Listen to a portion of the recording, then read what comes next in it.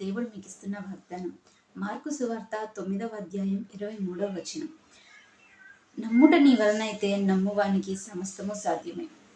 దేవుడు ఈరోజు మీతోనే మాట్లాడుతున్నాడండి. మీరు నమ్మగలిగినట్లయితే మీకు సమస్తము సాధ్యమే. మీరు ఏదైతే చెయ్యాలి అనుకుంటున్నారో అవన్నీ మీకు సాధ్యమవుతాయి.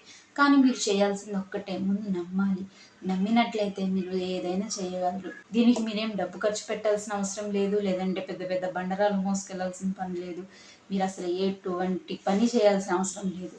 కేవలం మనసులో నమ్మకం అనేది ఉంచి, దేవుడు నా జీవితంలో ఇది చెయ్యగలడు అని మీరు నమ్మినట్లయితే తప్పకుండా అది సాధ్యమవుతుంది.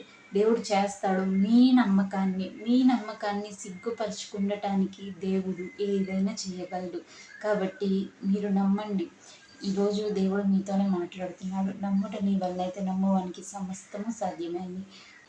మీరు నమ్మండి. దేవుడు మీ జీవితంలో తప్పకుండా కార్యం చేస్తాడు. ఈరోజు వాగ్దానం మీ అందరి జీవితాల్లో నెరవేరాలని కోరుకుంటున్నాను. ఆమేన్.